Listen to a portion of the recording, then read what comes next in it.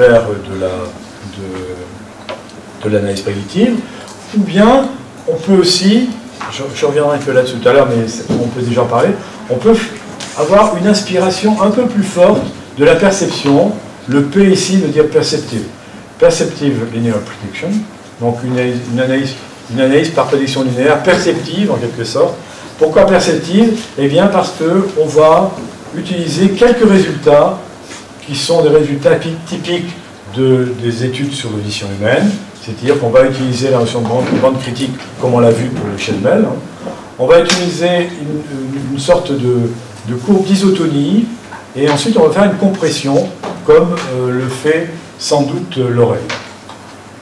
Est-ce que le PLP marche mieux?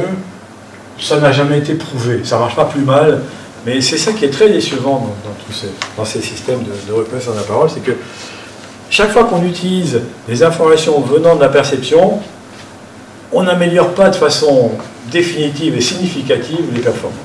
On ne dégrade pas, mais jamais personne n'a prouvé que faire de PLP, faire une analyse PLP marchait vraiment mieux que de faire une analyse de type MFCC classique. Enfin. En revanche, ce qui peut être intéressant, c'est d'avoir une meilleure prise en compte du temps. Donc on a vu que jusqu'à présent, les coefficients MFCC, la quarantaine de coefficients, là, étaient calculés pour chaque fenêtre. Disons, toutes les 10 ou 15 millisecondes. D'accord? Prenez une fenêtre de 20 millisecondes, vous recouvrez, et chaque 10 ou 15 millisecondes, vous calculez votre vecteur de paramètres, et c'est ça qui est fourni à l'étage de décision. Il y a un petit peu de prise en compte du temps, pourquoi? Parce qu'il y a les dérivés. D'accord? Si vous faites une dérivée, eh bien, il faut prendre plusieurs vecteurs de paramètres à des instants t-1, t-2, t-1, t plus 1, t plus 2, par exemple, au moins 5. Donc vous avez une toute petite prise en compte de la dimension temporelle dans notre calcul. Or, on sait bien que cette dimension est importante. Alors, il y a des chercheurs qui ont essayé à mieux prendre en compte cette dimension, notamment un garçon qui s'appelle Hinek Hermansky, qui travaille à OGI, Oregon Institute, et il a proposé ce qu'il appelle l'analyse RASTA, qui consiste à regarder l'évolution temporelle du signal et d'éliminer les variations qui sont soit trop lentes et qui ne peuvent pas être significatives pour la parole, ou trop rapides qui ne peuvent pas être pour de la parole parce qu'il y a une inertie mécanique des organes phonatoires. Donc entre les deux, c'est vraiment de la parole. Si c'est trop lent, c'est sans doute un bruit de fond quelconque. Si c'est trop rapide, ben c'est un autre type de bruit, des clics ou des bruits de transmission, des bruits électroniques. Alors cette analyse RASTA a permis d'améliorer un tout petit peu les performances. Je ne vais pas vous donner de valeur, j'en ai pas dans l'esprit, mais vous pouvez être sûr que la performance et l'amélioration est statistiquement significative. On reviendra sur l'aspect temporel un peu plus tard. Mais le plus, là, je ne comprends pas. Ah si, ça y est. Bon, donc RASTA PLP, on peut associer les deux. Alors, est-ce qu'il y a d'autres méthodes? Bien sûr, il y en a beaucoup d'autres. On a utilisé des paramètres, des modèles d'oreille, des paramètres dits filtrés, des ondelettes, des pas variables. Quelques mots sur ces méthodes. Sur les modèles d'oreille, je vais passer très vite. Il y a eu un grand intérêt pour de l'analyse à partir de modèles d'oreille dans les années 80-90, qui n'a jamais permis de déboucher sur des améliorations de la reconnaissance. Or, les gens qui font de la reconnaissance de la parole se focalisent sur cet aspect-là, même si c'est intéressant de faire des modèles d'oreille par ailleurs. Hein. Notamment, les filtres gamma ont été pas mal utilisés par beaucoup de laboratoires, hein, pour en citer au moins une demi-douzaine, mais aucun n'a vraiment amélioré les choses. Alors c'est intéressant parce que la courbe d'une angle gamma, qui est une courbe dissymétrique, est une courbe qui qui est beaucoup plus proche d'une courbe d'oreille qu'une courbe symétrique. Mais néanmoins, ça ne m'améliore pas vraiment. Cheng, par exemple, a proposé un bande filtre gamma qui est un peu du type MEL aussi, mais qui est inspiré de fonctionnement de l'oreille humaine. Je ne vais pas parler de ça parce que ça n'a pas vraiment amélioré les résultats. Vous connaissez peut-être ces choses-là. Là aussi, vous voyez, on voit l'asymétrie de la courbe qui est vraiment bien représentative de ce qu'est l'oreille humaine. Mais malheureusement, les résultats ne sont pas vraiment intéressants. Une tentative intéressante, ça a été proposée par un chercheur espagnol qui s'appelle Nadeu. Je ne sais pas si vous connaissez ses travaux. Il a développé ce qu'il appelle des FF, des Frequency Filtered Parameters, qui essaient de garder les avantages du Fourier de base, disons, des coefficients spectraux et du Kepltre. L'avantage des coefficients spectraux, eh bien, c'est qu'il y a vraiment un lien direct avec la physique et la physiologie, hein, la physique de la production, la physiologie de la perception. On perçoit des formants, ça c'est absolument évident, personne ne peut contester ça. Et par ailleurs, les coefficients Kepltre sont intéressants parce qu'ils décorrèlent la source du conduit, d'accord? Mais décorrélant les deux, vous perdez le côté interprétation physique du spectre. Vous ne pouvez pas interpréter un Kepltre, hein, ça ne veut rien dire. Donc, Nadeu avait une bonne idée, c'est est-ce qu'on pourrait garder les deux? Ben oui, on peut garder les deux en faisant ça. Toujours la même chose, fenêtrage, pas d'accentuation, une tension de Fourier, les filtres MEL, le log du module, et on obtient ce qu'il appelle des séquences temporelles de paramètres spectraux auxquels il applique un filtre classique. Hein, et donc là, vous avez une bonne idée de l'évolution au cours du temps de l'enveloppe spectrale, en gros, c'est ça. Et il obtient à la sortie de ce filtre des paramètres fréquentiels filtrés qui donnent des résultats qui sont presque meilleurs, c'est bizarre comme expression, presque meilleurs que les MFCC. Ça dépend dans quelles conditions. Oui, je vous en prie. Donc typiquement, le filtre, là, c'est un filtre plasma. Pardon? C'est le filtre, les caractéristiques du filtre, c'est un filtre plasma. Oui, on cherche l'enveloppe. Hein. Oui, je ne l'ai pas dit. Merci de me préciser. Mais je sais que vous êtes des spécialistes de ce domaine, donc je ne voulais pas trop insister. Alors, je ne sais pas si vous connaissez ces problèmes-là, ce problème d'estimation spectrale, MVDR. Vous utilisez ça, donc bon, alors, je passerai assez vite. Parce qu'il y a eu beaucoup de travaux qui ont été faits. Si Stéphane Mala était là, il me dirait que non, c'est le b.a.-ba des théoriciens du signal. Mais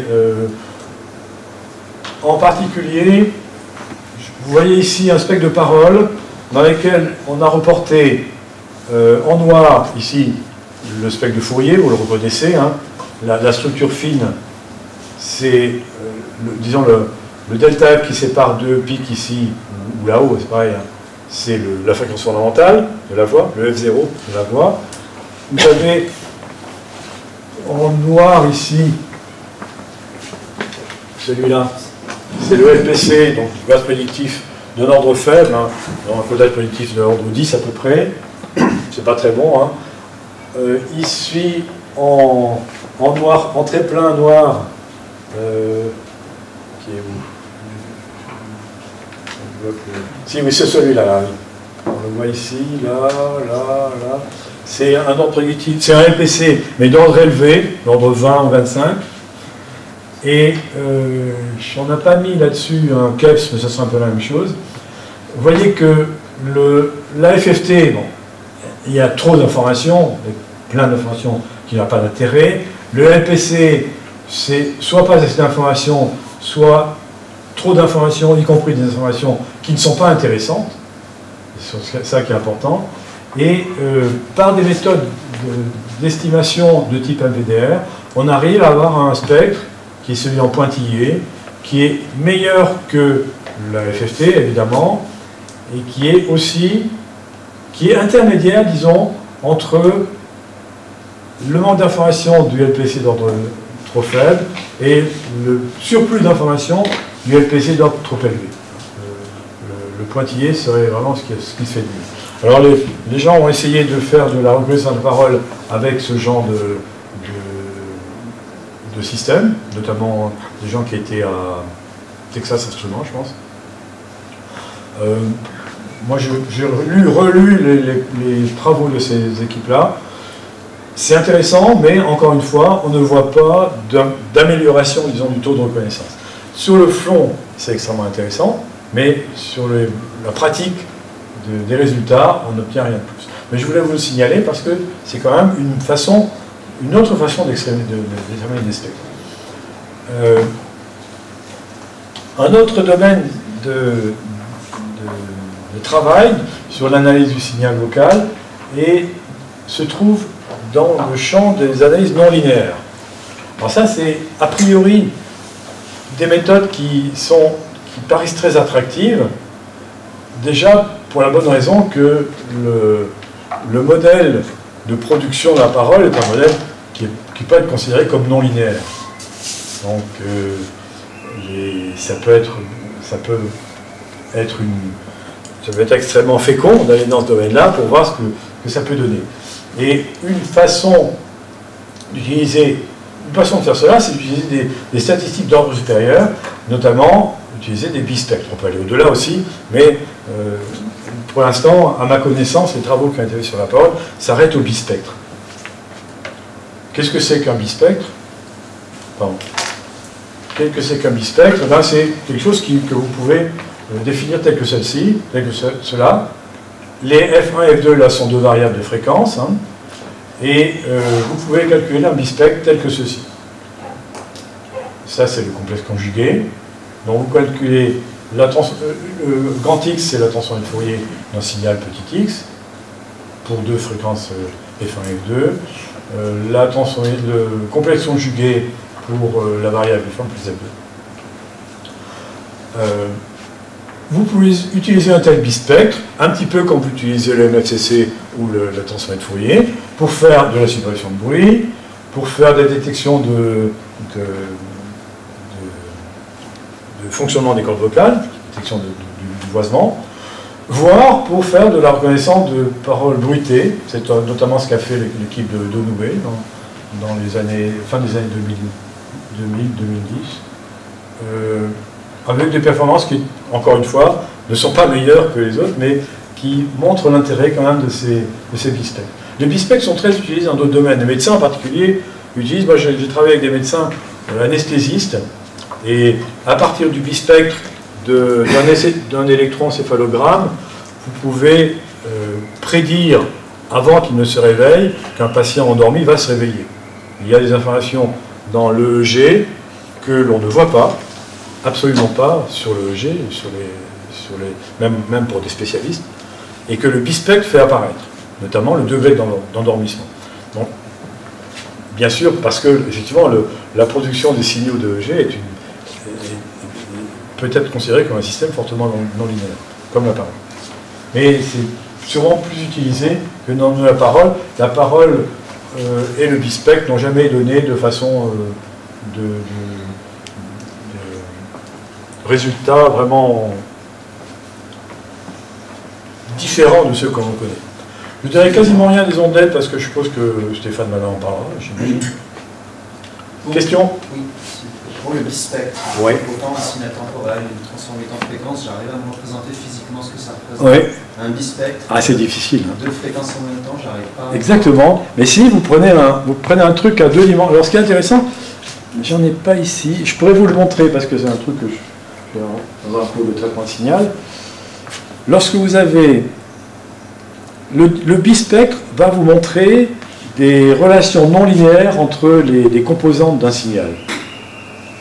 Donc il faut le voir sur un plan, par exemple, à deux dimensions, F1 et F2. Ce ne sont pas les F1 et F2 des formants, hein, c'est deux variables de fréquence.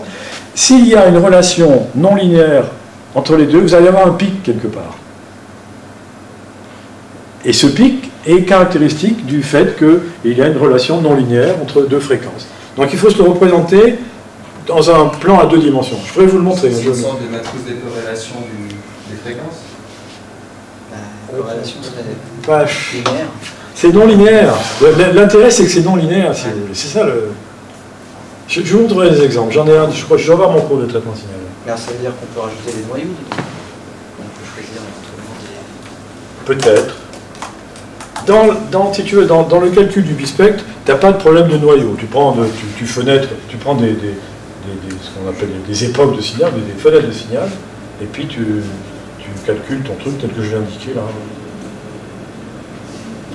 Mais c'est vrai que c'est physiquement difficile à se représenter. Mais en voyant des exemples, on se dit, ah oui, ça c'est quand même... le résultat est intéressant, même si on a du mal à comprendre comment ça peut fonctionner. Bon, je vais pas insister sur les ondelettes, pour une raison simple, c'est que jamais la moindre expérience a montré une quelconque amélioration des taux de reconnaissance en utilisant des ondelettes. Il y a eu quelques papiers volontaires pour essayer de montrer ça. Et pourquoi ça a été abandonné? Alors moi je ne demande pas mieux qu'on utilise des ondelettes pour faire C'est un peu la preuve qu'effectivement, que ça soit trop lourd. Ouais. Pourtant, c'est pas plus lourd à calculer que des MFCC. Les MFCC, tu fais quand même 2 tensons réguliers. C'était dans les GEP 98, par exemple, ou un peu avant, de 96. À cette époque, c'était plus lourd que la FFT. Oui, mais maintenant il faudrait peut-être le reprendre maintenant. Alors, mais... Alors, en fait, les ondelettes là sont en train de revenir sous forme un peu cachée. En fait, les ondelettes continues sont en train de revenir. Les ondelettes continues par ondelettes sont en train de revenir. Oui. Qu'ils appellent transformer de foyer à flèche à plus constant. Ce qui est rien d'autre que des analyses continues d'ondelettes carrées, par exemple. Oui. Et ça revient sur cette forme-là, c'est ça revient. D'accord. Ça c'est intéressant parce que j'ai toujours trouvé dommage qu'on abandonne pour des raisons réelles, c'est-à-dire que le taux de reconnaissance, des raisons objectives, le taux de reconnaissance ne sont pas améliorés. Peut-être que ça serait une solution. Par exemple, les ondelettes sont utilisées en codage de la parole, et ça marche bien, effectivement. Autant, pour le codage, il semble y avoir un intérêt, autant pour la reconnaissance, ma connaissance, il n'y en avait pas. Mais ça viendra peut-être. Hein. Moi, ça m'intéresserait de voir ça. Ah, de Béchise. J'ai vu que tu avais mis une de Béchise, là. Il y en a une collection. Oui, oui, j'en ai. Je montrerai que pour les films de cachalot, c'est très propice. Ah, bah voilà. D'Aubéchy pour la parole, ça donne rien. Non, c'est normal. Mais donc pour les cris de cachalot, là, ça serait bien. Alors revenons pour terminer ces aspects de paramétrisation, revenons sur un aspect qui est l'aspect le problème du temps. Évidemment, même si on n'est pas spécialiste, on se dit que le temps joue un rôle fondamental dans la perception de la parole. C'est évident. Hein. Si vous faites écouter à des locuteurs humains des morceaux de parole qui font moins de 100 millisecondes de durée, les performances sont très mauvaises, sont aussi mauvaises que celles du système de reconnaissance. Hein. Donc manifestement, l'oreille et le cerveau intègrent la variable temporelle et l'utilisent dans la perception de la parole. Alors, ça a été, même si ce n'était pas compris de cette forme-là, les chercheurs en reconnaissance de la parole ont vu depuis longtemps que le temps joue un rôle, puisque les paramètres que l'on utilise utilisent la parole, utilisent le temps. J'ai parlé tout à l'heure du coefficient delta, c'est-à-dire les dérivées d'ordre 1, 2. J'ai même vu des gens qui utilisaient la dérivée d'ordre 3. Hein. Donc, la variation de l'accélération comme un paramètre. Bon, on a la puissance de calcul, autant l'utiliser, mais enfin, je pense autant on comprend bien que la vitesse et l'accélération puissent donner quelque chose. L'ordre 3, bon, ça va. Une autre façon d'utiliser le temps, c'est de faire une normalisation, notamment dans le cas du Kepstre, c'est d'utiliser une méthode qui s'appelle Kepstre Mean Normalization, qui est utilisée, qui est assez systématiquement utilisée. Et puis l'analyse Rasta, comme je vous l'ai montré tout à l'heure, hein, qui consiste à filtrer les variations soit trop rapides ou trop lentes, qui ne peuvent pas être de la parole. Filtrer au cours du temps, des variations trop rapides ou lentes. Et depuis quelques années, sont apparus de nouveaux paramètres qu'on appelle les paramètres TRAP, Temporal Patterns, et toutes les variantes qui vont autour, qui, de façon encore beaucoup plus explicite, essaient d'utiliser le temps. Comment? Eh bien, j'essaie de le représenter. C'est à nouveau notre ami Hinek Hermansky qui a eu cette idée. C'est pas étonnant, puisque Hermansky était le père du Rasta, donc c'est une généralisation du du raster. Hein. Donc l'idée est la suivante. Au départ ou ce que font la plupart des systèmes, c'est ça. Hein. Vous avez ici un spectrogramme, et à un instant donné, vous prenez une fenêtre de signal, et sur cette fenêtre, vous calculez des paramètres, qui sont donnés par ces pointillés-là. Un ensemble de paramètres, spectraux, plus ou moins spectraux, ou kepstraux, à un moment donné. Ce que propose de faire Trapp, en complément ou à la place de ces paramètres, maintenant c'est plutôt en complément, c'est d'utiliser en même temps que ces paramètres à un instant donné, un vecteur de paramètres dans une tranche de fréquence donnée sur une durée, disons, de 200 millisecondes, au moins 200 millisecondes. Au-delà du minimum qui semble être nécessaire pour l'oreille humaine pour avoir un fonctionnement optimal. Vous voyez? Donc ça donne vraiment il y a une orthogonalité dans l'approche, si je puis dire, hein, du calcul des paramètres. Bon, je redis la même chose ici. Bon, on calcule donc, étant donné le temps qui se déroule comme ça, on calcule un ensemble de paramètres. Oui, eux prennent même plus que ça, prennent une seconde, ça paraît beaucoup. Parce que, hein, déjà, il faut que la personne parle pendant au moins une seconde, c'est quand même déjà long. Et on calcule. Chaque trame ici est une trame de 10 millisecondes. On calcule des paramètres sur un ensemble de trames. 10 trames, ça me paraît beaucoup. Disons, 20. Et on obtient donc quelque chose qui a cette forme-là, avec de grosses variantes, qui sont caractéristiques en moyenne d'un certain phonème. Et par exemple, vous avez ici, alors oui, j'avais dit tout à l'heure, mais je le reprécise, ce que l'on fait là, c'est sur une certaine bande de fréquence. On va le faire ensuite sur une autre bande de fréquence, sur une troisième, et on peut définir comme ça un certain nombre de bandes qui correspondent aux bandes critiques connues de l'oreille. Par exemple, les bandes du filtre MEL qu'on a vu tout à l'heure, hein, une vingtaine de bandes sur toute excursion du signal. Et si on fait la moyenne, pour un phonème donné, on obtient des trappes, donc moyenne de ces paramètres trappes, qui sont très variables d'un phonème à l'autre. Chacune correspond à un certain phonème. Hein. Vous avez là une quarantaine de phonèmes de l'anglais américain.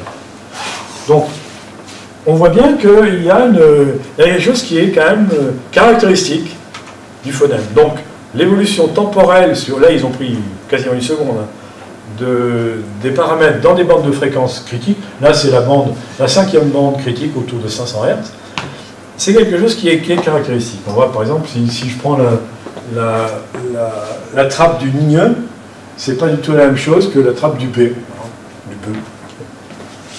Donc, intéressant d'ajouter ce paramètre aux paramètres, par exemple MFCC, pour avoir une meilleure discrimination. On sait ce qui a été fait, et effectivement, on obtient une meilleure discrimination. Bon, ici, c'est par exemple le cas, à partir des trappes, à partir du signal, pardon, on fait la transformation de trappe, qui consiste à intégrer au cours du temps. Ensuite, on va utiliser un perceptron pour compacter un peu cette information. Et puis, pour les différentes bandes de critiques, on va faire ce même travail, et ensuite on va avoir un perceptron qui va regrouper ces différentes trappes dans différentes bandes critiques pour obtenir un ensemble de paramètres qui va être fourni à ce qu'on voit dans un instant, qui est un modèle de Markov avec des mélanges de Gaussiens. Ceci a amélioré, peut-être pas énormément, mais de façon significative, le taux de reconnaissance. C'est relativement récent comme méthode, et c'est adopté quasiment par tous les systèmes de reconnaissance de la parole continue à grand vocabulaire, 50 000 ou 100 000 mots de vocabulaire. Je ne sais pas, mais est-ce qu'il n'y a pas une analogie avec des méthodes convolutives, l'information qu'on récupère finalement Tu me poses une colle là. Bah, écoute, tu regardes comment l'information se comportent dans des fenêtres de temps assez longues. Peut-être, je ne sais pas. Il faut regarder mathématiquement ce que ça veut dire, mais je ne saurais pas dire. C'est une question intéressante. En termes de convolution, on pourrait construire aussi... oui, tu pourrais. Oui. Mais est-ce que est-ce qu'il y aurait une telle différence d'un phonème à l'autre? Ce serait à voir. En tout cas, Trapp, c'était un pari. Donc, oui. C'était un pari, et Mansky, il avait vu que son idée de temps marchait, donc il s'est dit, comment est-ce que je peux l'améliorer? Il a bien trouvé une bonne façon de faire. Vous avez.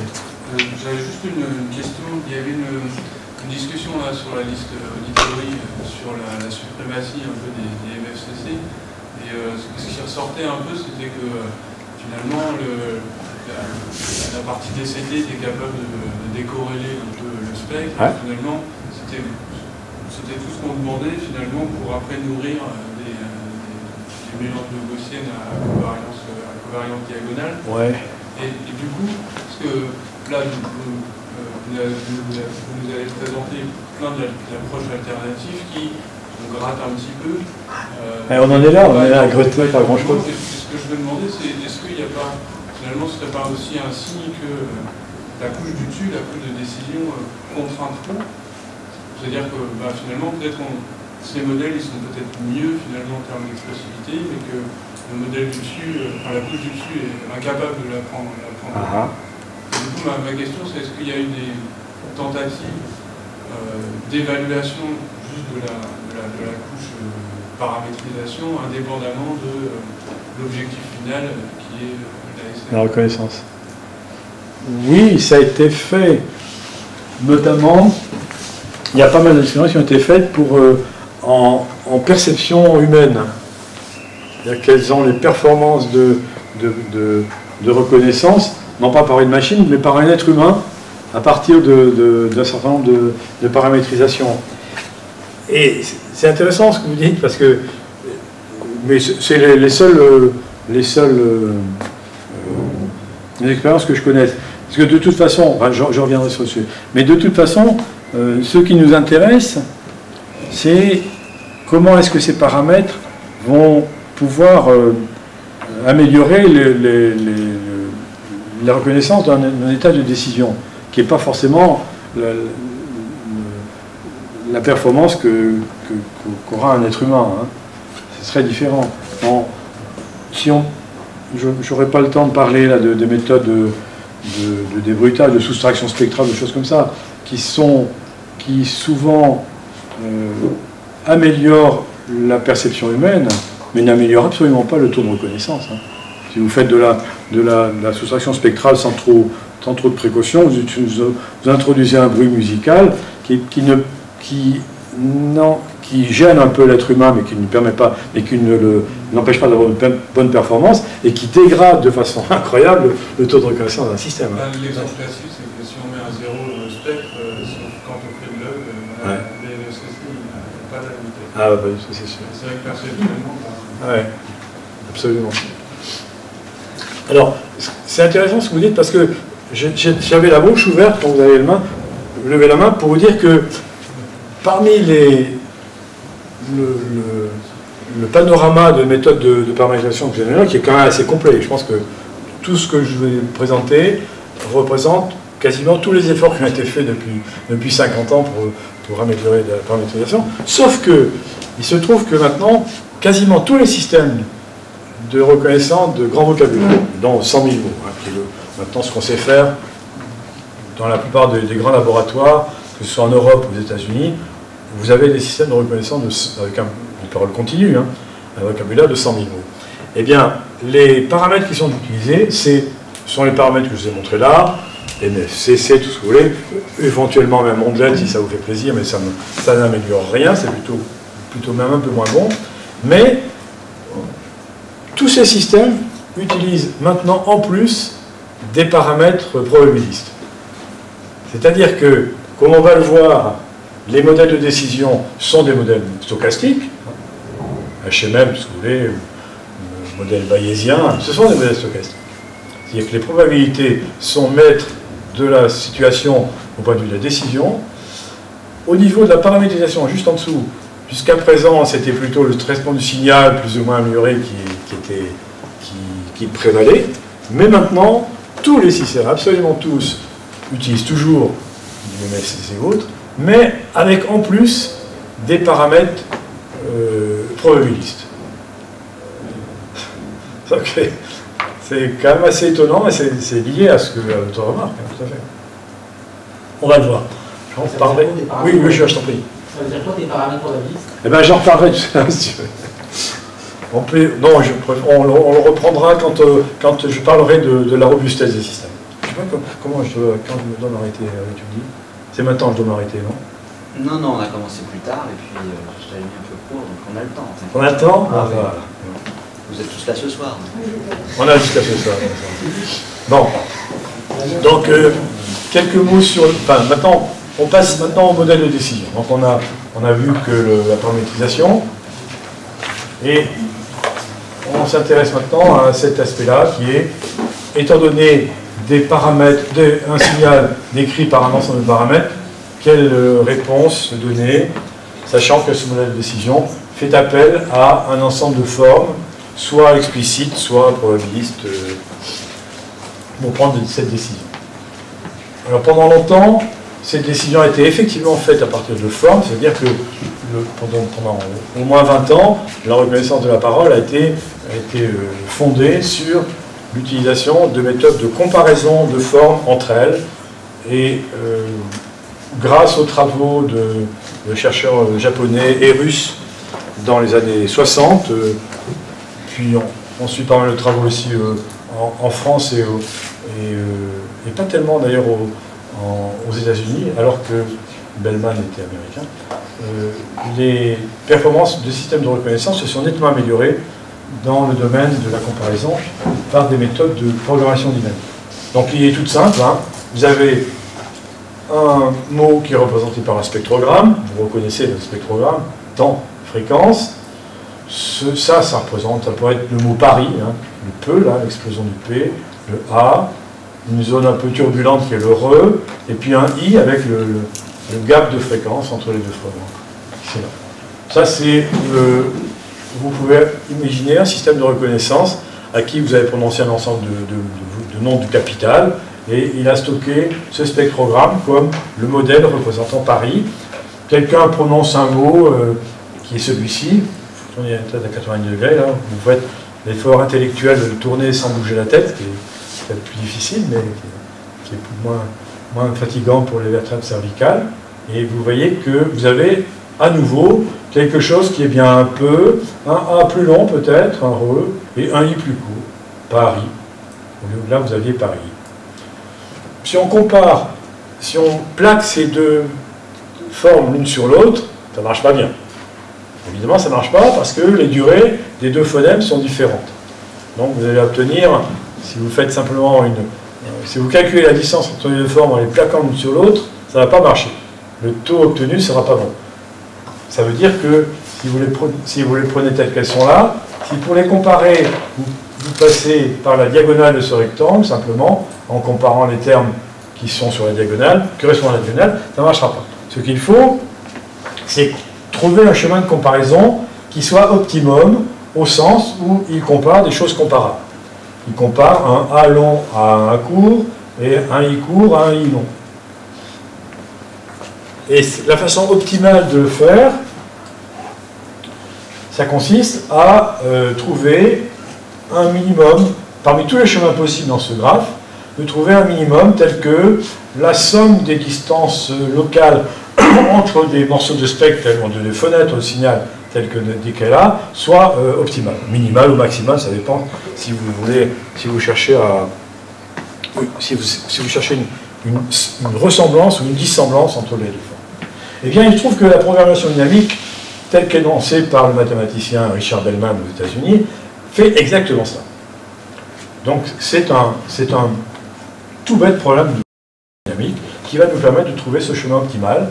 Et là, vous êtes sûr que la distance que vous aurez, le grand D là, que vous aurez lorsque vous arriverez ici, et que vous aurez obtenu, que vous aurez utilisé la méthode de programmation dynamique, et la valeur optimale de la ressemblance ou de la dissemblance entre les deux formes. Ça, c'est très intéressant. Alors, ça a été utilisé, comme je disais, pendant des années. Les systèmes de reconnaissance, les premiers systèmes de reconnaissance de la parole commercialisés jusqu'aux années 80 marchaient de cette façon-là. Et, bon, on peut l'écouter, mais ça ne change rien d'écouter. Vous avez par exemple deux exemples ici, des exemples réels hein, qui ont été faits par notre système de reconnaissance à Nancy. Ces deux mots, je peux me brancher là bon, on va juste les écouter, mais c'est pour le plaisir. Hein.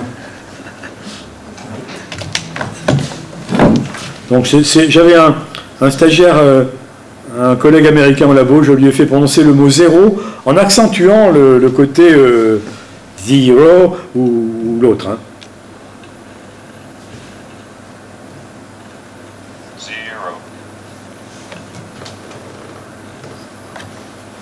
Moi je l'ai entendu, mais apparemment il n'a pas...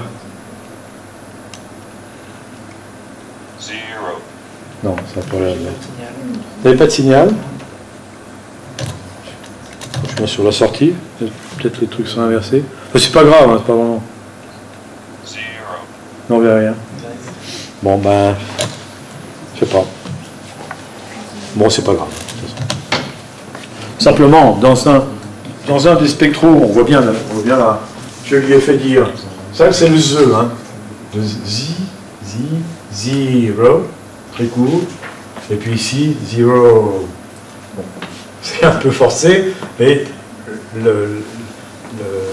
le cerveau humain comprend très bien que c'est le terme zero dans les deux cas. Et si, encore une fois, si vous plaquez ces deux formes l'une sur l'autre, vous obtenez une distance, le grand D de AB tout à l'heure, qui n'est pas bon, qui est complètement biaisé. Ce qu'il faut, bah, c'est de trouver le chemin optimum. Là, il l'a fait instantanément. Hein. Donc on trouve le chemin. Plus c'est foncé, plus la distance entre des éléments de ce spectre et de celui-ci est grande. Hein. Si vous prenez les zones les plus foncées, vous voyez qu'ici on compare le I au Z, évidemment, c'est complètement différent. Et que fait la programmation dynamique? Eh bien, elle va trouver ce chemin noir ici, qui est le cheminement dans la vallée, c'est-à-dire le cheminement dans un endroit où la distance entre les éléments respectifs de cette forme et de celle-ci est minimale. Et lorsque vous arrivez ici, eh bien vous obtenez l'optimum optimorum de la distance entre les deux formes. C'est banal, hein. Et vous pouvez le faire aussi sur de la parole continue, je crois que ici, on revoit ici les deux, pardon, les deux mots zero. Et que fait la programmation dynamique? À quoi correspond ce cheminement qu'elle a trouvé? Elle correspond au fait d'associer entre eux les morceaux de signal. Il faut imaginer que ces spectrographes qui ont l'air continus là sont en fait représentés par des fenêtres successives temporelles. Hein. Eh bien, on a associé les éléments qui étaient les plus proches. Par exemple ici, vous voyez, on est resté sur ce premier élément du I et on a progressé ici. Parce que le I, il a été très long, et là, il est bref. Et au contraire, ici, on est resté sur un élément du O, alors qu'ici, comme le O est très long, on progressait sur cet élément. Voilà, le principe va fonctionner. Bon, j'en insiste pas plus, parce que de toute façon, c'est plus beaucoup utilisé, sinon sur sa forme stochastique, on verra tout à l'heure. Maintenant, la reconnaissance de la parole utilise des méthodes qui sont purement stochastiques, probabilistes. Je pense que c'est vrai aussi dans le domaine des signaux, de baleine ou autres. Et l'idée est la suivante. Donc, considérons un signal vocal paramétré, j'appelle grand X, par exemple une suite de vecteurs MLCC, et étant donné grand X, ce que je veux connaître, moi, c'est la suite de mots, j'appelle W, qui a la plus grande probabilité d'avoir été émise. Donc je cherche quelle est, étant donné la probabilité conditionnelle, la probabilité d'obtenir la suite, d'avoir prononcé la suite W sachant X, j'essaie de trouver quel est le maximum de cette valeur. Bon, énoncé comme ça, la reconnaissance de la parole paraît simple, sauf que cette probabilité P de W sachant X n'est pas directement accessible, n'est pas calculable.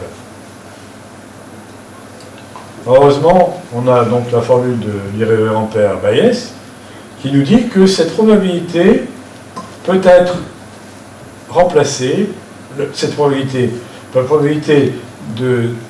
d'avoir prononcé la suite W lorsqu'on a émis le signal X est égale à la probabilité d'obtenir le signal X lorsque je prononce un W, multiplié par la probabilité a priori de la séquence de mots W, divisé par la probabilité a priori d'observer le signal X. Bon, ça c'est très intéressant parce que la probabilité a priori du signal X, on s'en fout, tout est prononçable, on peut tout dire, donc n'importe quel X peut être prononcé. La probabilité a priori d'une séquence de mots, on peut la calculer, il suffit d'avoir des corpus suffisamment grands de texte ou de paroles pour une langue donnée, avoir tous les W. Et la probabilité d'observer un signal X lorsque je prononce une suite W, là, il suffit que je prenne un grand nombre de locuteurs, je leur dis tu prononces la suite W, et puis j'enregistre ce qu'ils disent. Et je peux ensuite calculer par des méthodes d'expectation maximization, une méthode, disons, connue d'optimisation, je peux calculer cette... Alors voilà, c'est magnifique, le problème de la reconnaissance de la parole est résolu. Presque. C'est-à-dire que, étant donné le signal de parole, on va le paramétriser comme on l'a vu tout à l'heure, ce